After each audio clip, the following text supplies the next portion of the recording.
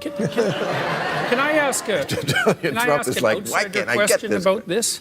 Yes, I mean, please. I've been listening to all of this about Trump and watching how these conversations go in the U.S. And I have one question about it. I mean, there's all these people in the U.S. who are on the conservative side who are aligned with Trump for all sorts of reasons. And there's all this tension around his presidency and attempts to pull him out of his office for various reasons. And like, what do you think will happen if that comes to pass? What do you think will happen to these people that have identified with Trump? And like, how is it that Democratic types, for example, are holding out their hand to say to these conservative types, sort of like, welcome back into the fold?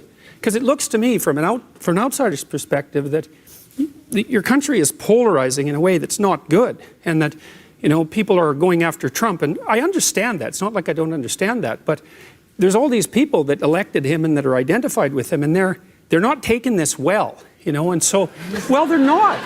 It's not. And you know, you might not think they're very bright and all of that, and you know, they're backwards and all of those things. But you know, you need to have respect for the rest of your citizens, and if your country isn't going to pull itself apart. And I really see this happening from an outsider's perspective when I come down here. And I lived in the States for a while, and it wasn't like this before. If he was just a regular Republican president with Republican policies, I would say you'd have a point. But what is so alarming is the assault on democratic norms, what we were talking about here today. Things like threatening to put people in jail, threatening to put journalists in jail, wanting military parades, praising dictators, wanting to be a dictator. I mean, we are at a moment here. I try to impress on the people who are too young to remember a lot of presidents and a lot of elections, how incredibly different this is than anything that ever came before. I never much liked the other Republicans who were in office, but I have a renewed respect for them.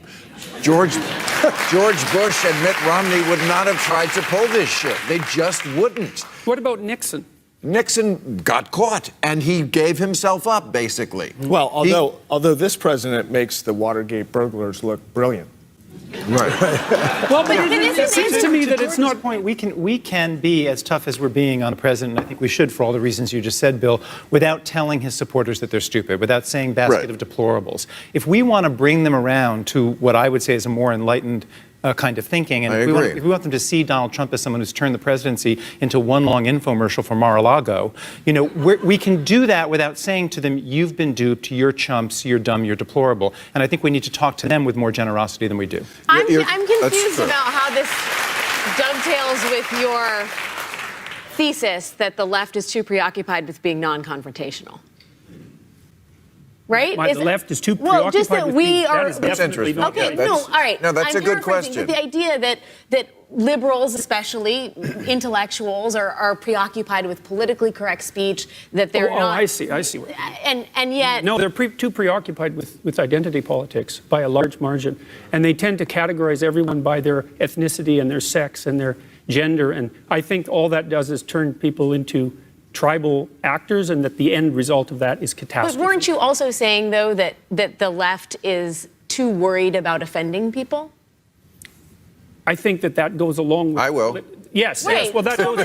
But then on the other hand, when the left, for example, offends people in the political sphere, you're questioning whether that's somehow bad for society writ large. Well, I'm concerned about. I think that those two issues are somewhat separate. I'm concerned about the dialogue in the United States around the presidency pulling people farther and farther apart. It has nothing to do with the behavior of Trump. I think this is an independent issue. You can say positive or negative things about Trump as his might. But he's only there because they support him. You see, I know. mean, that's the thing. That's the issue. That's the issue. Is they did support him, and without the circus, he's just a lonely clown. Yeah. But he has these people in Congress who are enablers, and this base that it is a cult of personality, not unlike dictatorships we've seen in the past. I mean, he said once, famously, I could shoot someone on Fifth Avenue and not lose any fans. Yes. And he has proved that to be almost true. I mean, we cannot imagine what he would do where they would turn on him, because I don't know what that would be. I don't think it's anything, because whatever it was, he would just say, well, it's fake news. But okay, so imagine he's impeached, just for the sake of argument. Impeached or convicted. Okay, either of those. But it seems to me... Well, that matters. One, he has to leave. Yeah, no, it's not an unimportant detail, but it still seems to me that it leaves you with the problem of what do you do with the disaffected 40% that are going to be very unhappy about this, independent of Trump's behavior. Kind of like the Sunnis after we kicked over Saddam. Well, that's a hell of a became precedent ISIS. to cite. Yes, right. That's right. what I worry about. Let me Trump's suggest support. that this is an argument, looking for an argument rather than a solution. We're not waiting for impeachment. We're making sure that people understand Donald Trump cannot stop us today. Donald Trump could not stop me from the first net neutrality bill to make sure people have access to the internet. He could not stop us from doing that. He cannot stop us. He cannot stop us from acting on climate change with all this bloviating saying it's just a hoax. He can't stop us from fighting climate change. He can't stop us from having the best paid family leave and sick leave policy. He can't stop us. When we demonstrate people progress in our states. Washington State. No, but he certainly, No one That's an can stop us he from boosting Washington certainly is State. stopping us from protecting the environment. He has signed executive orders. Right, the first thing he did in office was to sign an order that said, "Hey, you want to dump your coal sludge in the streams? Go right ahead." The head of the EPA is Scott Pruitt. He's reversed all of Obama's. No, he just changed it to the Environmental Pollutants Association. I know, but to say he can't stop us. And he's changed the tax landscape everywhere. Absolutely. I mean, you can't do anything in your state. And he's to do away appointing with, he's appointing crazy judges left and Yes. right. So here's the he's good news. changing things as we And we're- speak. and we're We not don't talking cover it because of Stormy Daniels, but all of this is going on.